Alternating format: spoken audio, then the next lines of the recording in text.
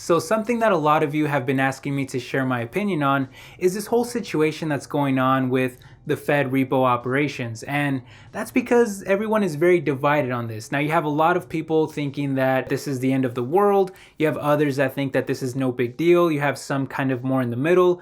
And then you even have some people that haven't even heard about this. But what I've definitely seen the most of is that the majority of people are just very confused by what exactly is going on. And I think that's because the majority of the media and those that are kind of reporting on this just haven't done a very good job of explaining this whole situation. And to be fair, it's not exactly an easy one to explain, and we don't have a lot of clarity on much of this. But in today's video, I want to try to give you guys a more simple explanation of what exactly is going on. And I want to also present you guys with both sides of the argument. So give you like more of an optimistic view of everything, and then also more of a pessimistic view so that you can kind of form your own opinion. And then if you're still with me by the end of the video, I'll even give you guys my personal opinion on what's going on and what I think that the Fed and the country just kind of in general can do to improve this whole situation. So anyway, I hope you guys enjoy the video. It should be a fun one. Make sure you hit the like button if you do, and let's go ahead and get started.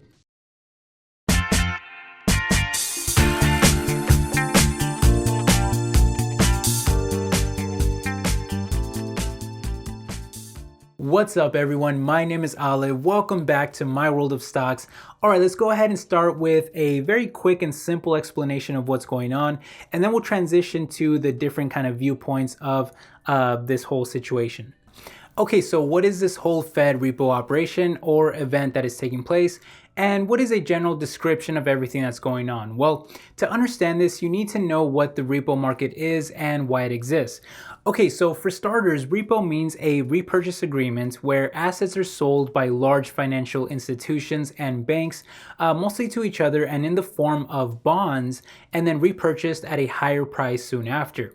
And the price that is paid is determined by what we call the repo rate, and this is a very short-term interest rate that the Fed tries to control through setting their own short-term Fed funds interest rates that again dictate how much interest is paid on these very short-term loans that are oftentimes paid back the very next day, hence why it is often referred to as overnight repo rates or something similar.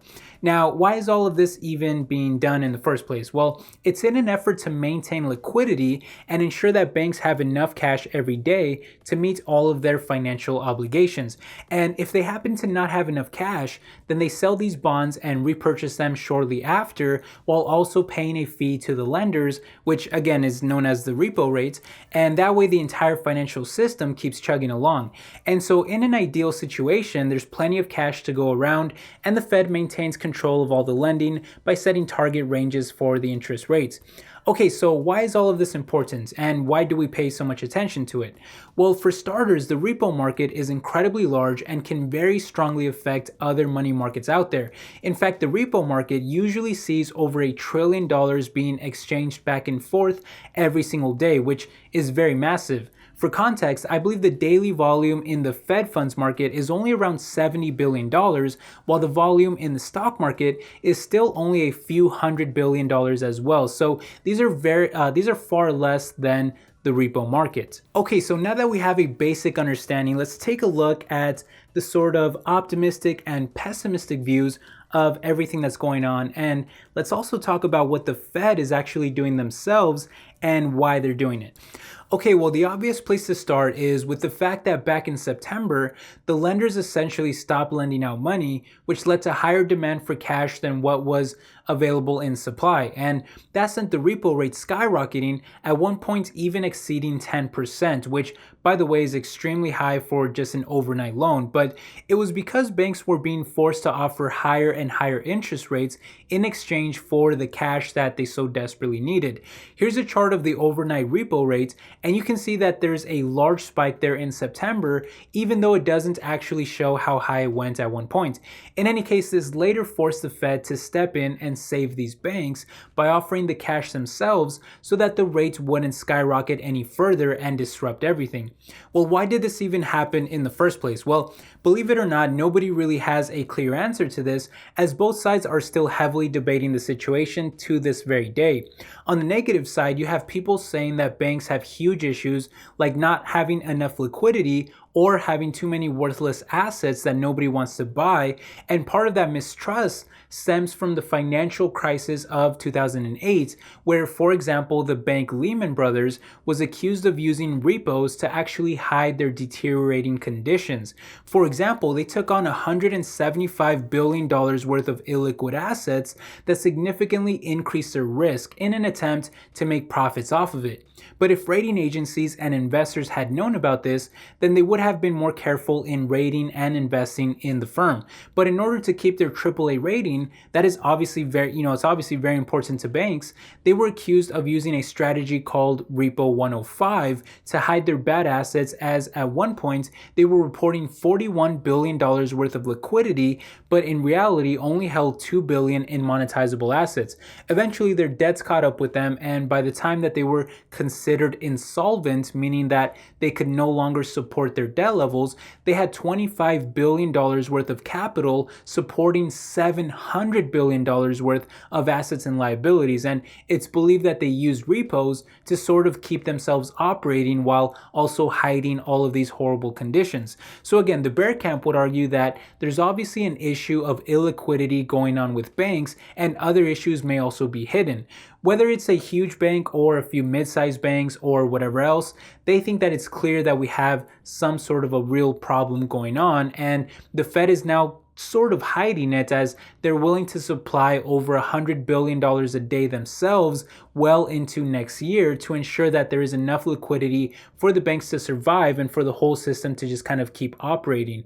That's a lot of money, considering that it's more than 10% of the total volume.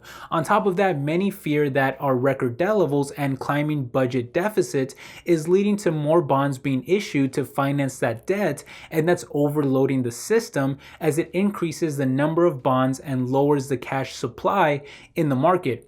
As this article from Markets Insider points out, when the repo rate shot up in September, companies were paying their quarterly taxes, which also was taking huge amounts of money out of the system. But at the same time, the Treasury was also issuing billions in new bonds just to support the climbing deficit. And this is ultimately the biggest negative that I see myself. If you were to ask me, okay, Ali, what's the biggest negative that you see stemming from all of this? My answer would be debt. Look at all of the debt levels that we have here. National debt is closing in on $23 trillion, and our budget deficit is over $1 trillion in the red. For context, that deficit over the past 5 years has been growing by hundreds of billions of dollars. Now, on the more kind of optimistic side of things, some analysts and bank directors like Jamie Dimon from JP Morgan Chase are arguing that banks actually have the reserves necessary to lend out cash, but they're not allowed to do so because of new restrictions that came after the last financial crisis that forces banks to hold larger reserves at all times as a sort of safety net so that they don't become insolvent like what we saw happen with Lehman Brothers. On top of that, the Fed is now expanding the balance sheet to purchase more bonds, meaning less bonds in the market, driving down supply while also increasing money supply and thus helping kind of stabilize these repo rates. And by the way, the balance sheet is just the holding of assets that the Fed mostly purchased a lot of a decade ago to stimulate the economy during the financial crisis. But that also brings us back to the negative argument, which is that this is sort of like pushing more quantitative easing, basically spending more money to stimulate the economy, which is actually not what you really want to see, considering how large the balance sheet has already become over the past decade. And if you focus in on the very end of the chart here, you can see that they were actually doing a pretty good job of finally shrinking that balance sheet, but the worry is that it will now start climbing once again. And so all of this paints a pretty scary picture for investors, because you essentially have a trade war between the two largest economies in the entire world. You also have interest rates going down, which is signaling weakness. You have recessions happening across the world with extremely low rates, which, by the way, puts pressure on us because a lot of the interest rates across the world are actually lower than ours, and that's putting pressure on us to lower our rates even further. And then on top of that, you also have record debt levels. You have a growing deficits, a possible liquidity issue in the financial market, and meanwhile you have the Fed growing the balance sheet and pumping tens of billions of dollars into the repo market in an effort to kind of try to hold everything together and keep the expansion going. And I'm not saying that to try to scare you guys, but it's just the picture, call it what it is. It's the situation that we're in right now. And the picture is kind of scary when you put everything together. Now, is the Fed doing the right thing here? What's my personal opinion? Well, it's kind of tricky. In my opinion, I don't really think that the Fed is necessarily the problem. I think that they're sort of trying to put a Band-Aid on what I would consider to be more of like a stab wound, something that is more of like a deeper problem, and they're not really fixing that underlying issue. Now, if you ask me, okay, well, so what is the solution? Like, what is Allah's opinion? What is Allah's like solution? If I had to say, and as you guys I'm sure are aware of, this is way above my pay grade, but if I was to just give my opinion, I'm not saying it's right or anything else, but it's just my opinion. Well, I think that you start by making a deal with China, because the trade war is a significant issue. You kind of have to get that off the table. But more importantly, I think the real underlying issue are debt levels. And I'm not just talking about government debt, I'm also talking about corporate debt and consumer debt are all at pretty high levels, and they're at unsustainable levels, and the deficit as well. So I would start there, because I think that if you start to fix those issues, I think you will have positive ripple effects throughout the entire economic system. I don't see any kind of downside to improving our debt levels. So that's kind of where I would start myself. Now, how do we actually go about doing that? Well, we'd have to talk about that in a whole other video, and we'd have to talk about a lot of different factors. But that's the area where I see the real deep kind of fundamental problem that I think needs to be solved. So anyway, that's just kind of how I see things. In the meantime, am I panicking and selling out of all of my stocks and just kind of running for the hills? Well, no, because I am a long-term investor, and you guys know that I'm just not someone who really believes in trying to time the market or time the next recession or market crash or anything like that. Now, I don't have any issue if any of you guys are like that. I know some of my viewers are definitely like that, and some people are short-term traders and like to try to predict what's going to happen in the macroeconomy and all this kind of stuff. But for me, it's just stuff that is really out of my control. I don't like losing sleep over it. I like to just continue to invest in good, solidly run companies, especially dividend stocks at this point in time, companies that have increased their dividends every year, even through recessions and market crashes, because that will continue to give me some cash flow, even during times of difficult economic conditions.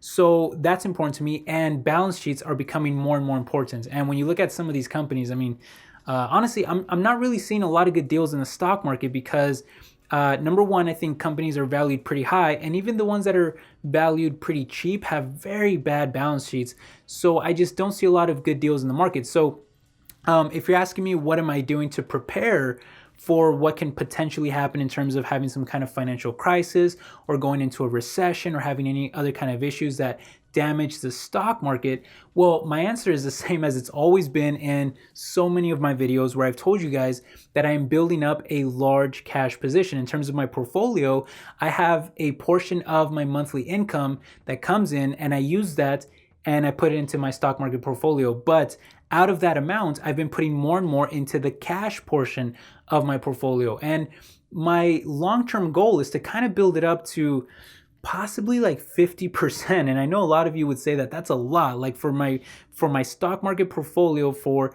around 50% to be in cash, that's very high. That is very high for most investors. But the reason why is because, well, I mean, honestly, like this isn't a huge reason, but honestly, we're just overdue for a recession. It's got to happen at some point. And I see some pretty deep fundamental problems that could lead to some very serious macroeconomic issues. So I just want to be prepared to buy great companies at great prices. Now, that cash portion doesn't just get used for recessions and market crashes. I use it for market corrections as well, or whenever there's just good dips, like decent sized dips in the market, and I see good companies trading at attractive prices, I dip into those cash reserves. At the end of last year, I was using like a huge amount of my cash reserves. So because there was so many good deals out there. So anyway, that's kind of what I'm focusing on. And in terms of like what kind of stocks I'm seeing out there that are like undervalued or something like that, really the only stocks that I see that are trading at kind of attractive prices right now are retail stocks. And I just have like no interest in retail stocks, because you look at retail stocks and they're getting very disrupted unless their name starts with Amazon, unless their name is Amazon. I'm just not interested in owning those stocks, because I don't want the disrupted stocks. I want the disruptors. And so I would like, companies like Amazon and stuff, but you could argue that those stocks are definitely not like undervalued. But you look at companies like Nordstrom or Macy's pay out huge dividends, but those companies have some very deep fundamental problems. And yeah, their valuations are low, but I have no interest in owning those companies, at least not at this time. And even if they survive, I still don't even like the survivors. I really like the disruptors. So anyway, I just have no real interest in like most of the stocks that are out there right now. But I still love the stocks that I hold myself. I will continue to hold them and just kind of keep thinking long term.